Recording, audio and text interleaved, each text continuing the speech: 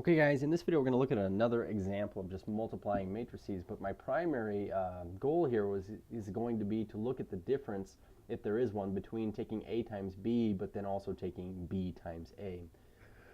And so what we're going to do is we're going to find both of these, A times B and B times A, and talk about what we discover here, letting A be this row matrix here, this 1 row by 3 column row matrix, and B, we're going to let B be this 3 row by 1 column column matrix here. So let's go ahead and start with A times B. If I want to do A times B, our idea would be to write them side by side first, so 0, 1, 5, and this is being taken times this 3 by 1, this 3, 5, negative 1. And so in order to do this, write it side by side, we're going to first talk about compatibility. We've got one row, 3 columns, 3 rows, 1 column. If this is possible, then the inner dimensions match. Well, the inner dimensions do indeed match, and looking at what we get here, it looks like we get a 1 by 1 matrix. So this is interesting. We get a matrix excuse me, that has just 1 row and 1 column. And so we're going to say that this is possible. It is certainly defined, and we get a 1 by 1 product matrix here. So since the only entry in here is in the first row and first column, we're going to take the whole first row here times the whole first column in our second matrix. And so we get 0 times 3, which is 0, plus now move over and move down in your move over in your row, move down in your column, we get 1 times this 5. We get 1 times 5 is 5. Now plus the next thing, move over and move down, we get 5 times negative 1. We get negative 5 here. So adding all of these together, interestingly, we get 0 plus 5 plus negative 5, which is just 0. So we get a 0 matrix. Now, that is A times B. Let's go ahead and do B times A. So B times A, I'm going to move that down here just so I have more room. And our B matrix here is this, of course, 3 by 1 that's populated with 3, 5, negative 1. And then our A matrix, of course, is our row matrix. We say 0, 1, and 5. So writing these side by side, interestingly, we get a 3 by 1 times a 1 by 3. Now, you might have suspected, well, this also is going to work because our inner dimensions match. But the thing I want you to understand is that already instantly I can see that I'm not going to get the same answer I did before, like I would if I had real numbers. I know that I'm going to get a 3 by 3 matrix. And so we're certainly going to go put in all 3 rows and all 3 columns. So we say boom, boom, boom. Let's see if I can stretch this out a little further. And you may want to do the same thing here, because we're going to be multiplying and adding a lot. So we say first row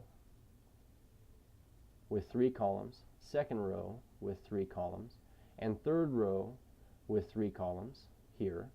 But we're just going to say I get this 3 by 3 matrix. Now, going after each entry one at a time, you're going to be pretty bored on this one, but you just need to know what row and what column it's in. First row, first column means we would take the first row times the first column. The interesting thing is if you take this 3 times a 0, you have nowhere else to move to the right over into on your row, and you have nowhere else below this 0 to move down into in this column. So we'd actually be done right after that. We say 3 times 0, we would just get 0. Whereas if this is in the first row, second column, we would say, well, first row times my second column would be 3 times the 1 there, so we get 3. And then now our first row, third column, we would get first row times my third column here, so 3 times 5.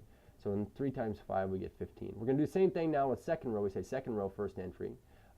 First column. So second row times the first column, which is 5 times 0, which is 0. And then we get 5 times the second row here, 1. So second row, second column. We would get 5 times 1, which is 5. And then we have second row, third column. So we'll take our second row times our third column here, 5 times 5, which is 25. And then last but not least, we'll do our third row. Third row, first column. Third row, second column. Third row, third column. So third row, now we're going to take it times our first column, which is 0. We'll take negative 1 times this 1 now, third row times our second column, which is negative 1 times 1 is negative 1, and then third row times our third column, which is negative 1 times positive 5, which is negative 5. So this would be our product matrix right here. So one thing that needs to be very, very clear, and that is that matrix multiplication is not what we say is a commutative multiplication. So we're going to make sure we write that here. We say matrix multiplication is not always commutative. As a matter of fact, commutative. It's matter of fact, most of the times I would say that it's not. But there are cases where it is commutative if they are inverse matrices. But we say matrix multiplication is not always commutative. That is to say that two matrices, A and B, and we'll put it this way.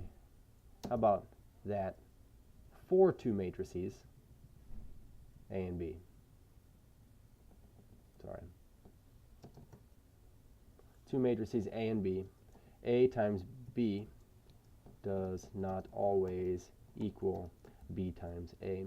And so that just goes right back to the order, and your order having to match in the middle, and also the outer two dimensions being the size of the answer that you get there. Cheers.